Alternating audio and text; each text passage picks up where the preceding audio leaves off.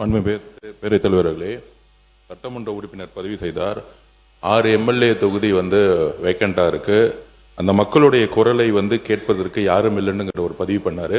மாண்புமிகு முதலமைச்சர் அமைச்சர்களை ஒவ்வொரு மாவட்டத்திற்கும் ஒரு ஜிஓ போட்டு ஆல்ரெடி அப்பாயின்மெண்ட் பண்ணியிருக்காரு. ஒவ்வொரு மாவட்ட அமைச்சருடைய பொறுப்பு அந்தந்த மாவட்டத்தில் கூட அனைத்து சட்டமன்ற உறுப்பினர் தொகுதியை எல்லா பிரச்சனையிலும் கேட்டு உடனடியாக நடவடிக்கை எடுக்கிறது தான் மாண்புமிகு முதலமைச்சர் ஆல்ரெடி அப்பாயின்மெண்ட் பண்ணியிருக்கிறார். அதனால அந்த 6 தொகுதியிலும் சட்டமன்ற உறுப்பினர்கள் இல்லைனாலும் பொறுப்பு அமைச்சர்கள் 234 தொகுதியும் என்னென்ன தேவைகள், குடிநீர் பிரச்சனை என்னென்ன தேவைகளோ அது அந்தந்த அமைச்சர்களுடைய நேரடி கண்காணிப்பில் முதலமைச்சருடைய அலுவலும் முதலமைச்சரும் நேரடியாக கண்காணிப்பில் இருக்கிறாருங்கிறத நாங்கள் பதிவு செய்கிறோம். திருப்பியும் அவர் அரசியல் பக்கமே வந்துட்டு இருக்காரு. மானிய கோரிக்கை விவாதம் பக்கம் வரமாட்டேங்கிறாரு. சொல்லிட்டேன். மாண்பு எதிர்கட்சி தலைவர் அவர்கள், பேரவைத் தலைவர்களே, இது பொறுப்பு அமைச்சருங்கிறது எல்லா அரசுலையும் எல்லா முதலமைச்சர்களும் எடுக்கக்கூடிய நடவடிக்கை தான். என்னுடைய சட்டமன்ற உறுப்பினர் கேட்பது, அந்த 6 சட்டமன்ற உறுப்பினர்கள் எந்த ஒரு கூட்டத்தொடரில் கூட கலந்து கொள்ளாம தன்னுடைய பதவி ராஜினாமா பண்ணிட்டாங்க. யாரையும் அவர் குற்றம் சாட்டல, அது மக்களுடைய முடிவுக்கு அவர் விட்டு விட்டார். மாண்பு உறுப்பினர் மாண்பு அவை முன்னவர் அவர்கள். மாண்பு பேரவைத் தலைவர்களே, 6 சட்டமன்ற உறுப்பினர்களை பற்றி இங்கே ஆசிரியர் அவர்கள் இங்கே குறிப்பிட்டார்கள். 6 சட்டமன்ற உறுப்பினருடைய குறைகள் என்ன இருக்கிறது என்பதை எங்களை போன்ற அமைச்சர்கள் அங்கே சென்று மக்களை கூட்டி மனுக்களை பெற்று அதற்கான நடவடிக்கை மேற்கொண்டு வருகிறோம் என்பதை நிலையில நடக்கிறது. நீங்க இப்போ மட்டும் சொன்னப்பட்ட எப்படி நடந்துரு?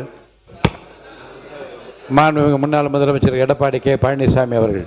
மாண்புமிகு பேரவைத் தலைவர்கள், ஒரு நாள்லாம் நடக்க முடியாது. எந்த அமைச்சர் போய் ஒரே நாளில் மக்களுடைய தொகுதி பிரச்சனை பேச முடியும்?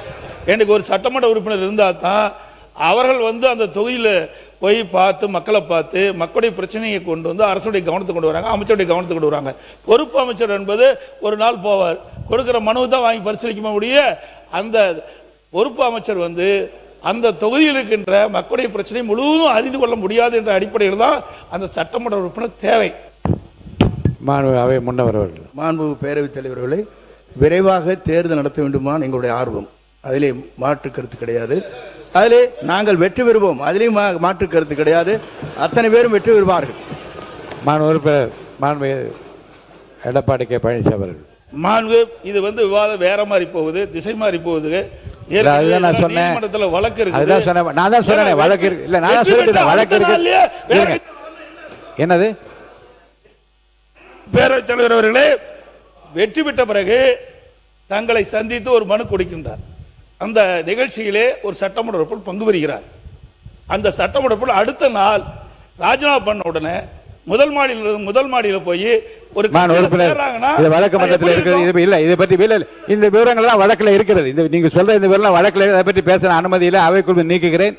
நீங்க சொல்ற ஒரு கருத்து இல்ல இல்ல இல்ல இல்ல இல்ல அப்படி இல்ல. நீங்க வழக்கு இல்லைங்க, வழக்கில் இந்த பிரச்சனை நீங்க சொல்லியிருக்கீங்க. இந்த வழக்கில் இந்த பிரச்சனை குறித்து இருக்கு. இல்ல நீங்க இல்ல இல்ல அதெல்லாம் ஒன்றும் பாருங்க இல்ல இல்ல இல்ல இல்ல உணர்ச்சி வசப்படா இல்லைங்க, இல்ல உணர்வு இல்லைங்க, இல்ல உணர்ச்சி வசப்படாது. நிதானமா பேசுங்க, உங்க கருத்தை நிதானமா சொல்லுங்க. வழக்கு மன்றத்தில் இருக்கிறது. இந்த வழக்கு சம்பந்தமான விவரங்கள் வழக்கு சம்பந்தமான விவரங்கள் அதில் இருக்கிறது. இருங்க, வழக்கு முடிந்தவுடன் தேர்தல் கமிஷன் எப்போது தேர்தல் மாண்பு அவை முன்னவர் அவர்கள்.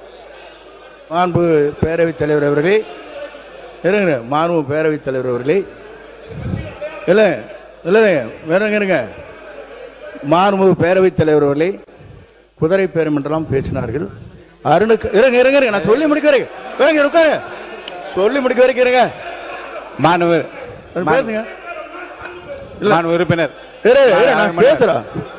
மாண்பு அவை முன்னவர் உட்காருங்க. மாண்பு பேரவைத் தலைவர் நான் சொல்லிடுறேன். நான் மாணவர் இல்ல இல்ல முன்னவர் சொல்றேன். முன்னவர் இது கருத்து சொல்லிட்டீங்க, போதும்.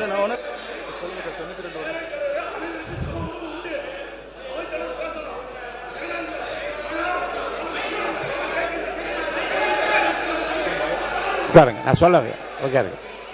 மாண்புமிகு அவை முன்னவரா பொதுப்பணித்துறை அமைச்சர் யார் பேசுறீங்க? யார்? அவை முன்னவர்.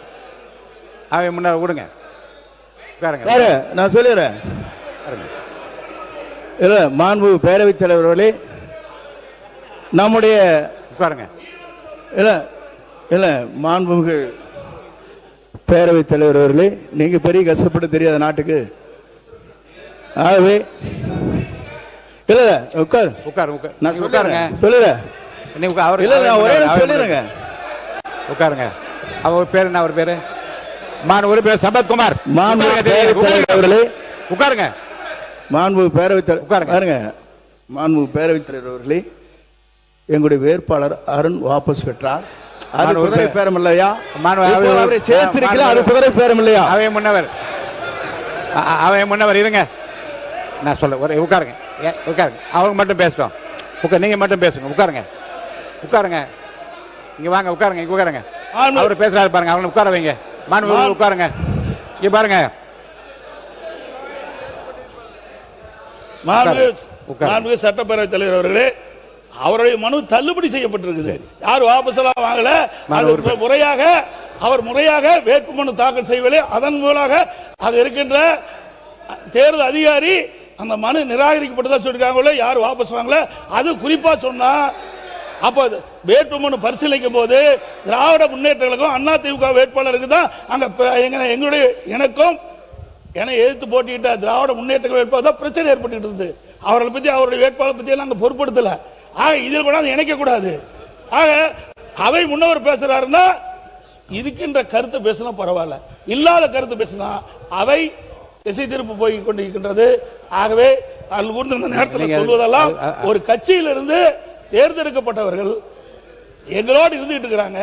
திடீரென்று எப்படி வேறு கட்சிக்கு மாறுவாங்க? நான் எந்த கட்சியை குறிப்பிடல. எப்படி போய் கட்சியில் சேருவாங்க? ராஜினாமா பண்றாங்க. சட்டப்பேரவை தலைவர்கிட்ட ராஜினாமா கடிதம் கொடுக்குறாங்க. ராஜினாமா பரிசீலிக்கிறீங்க.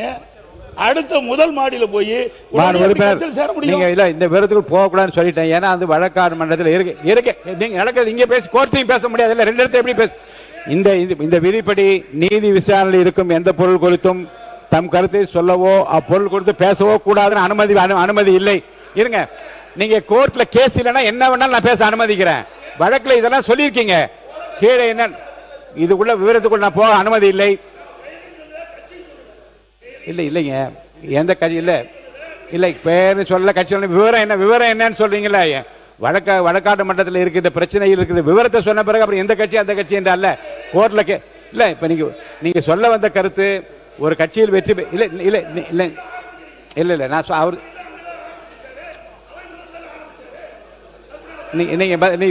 அதுக்குரிய பதில் உங்களுக்கு நீங்க சொல்லிட்டீங்க இல்லையா? பதில் சொல்லிட்டீங்க இல்லையா? மைக் கொடுத்துங்க. மைக் கொடுத்த சொல்லியாச்சு. இவ்வளவு பேர் நீங்க யாரை பேச விடுறது? போய் வேற யாரையாவது பேச விட்டோமா? அவருக்கு பதிலா இப்ப எதுக்கு நிக்கிறீங்க எல்லாரும்?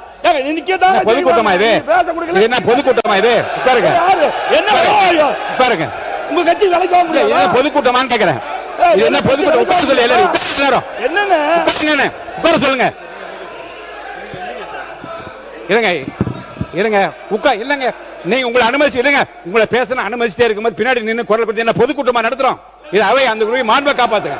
அதுக்குரிய மாண்பை காப்பாத்துங்க. உட்காருங்க. எல்லாம் உட்காருங்க.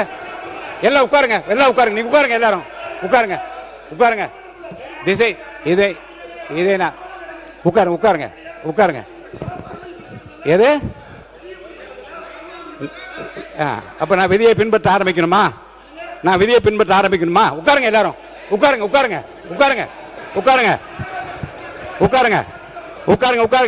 பாருங்க, மாண்பு உறுப்பினர் முன்னாள் முதலமைச்சர்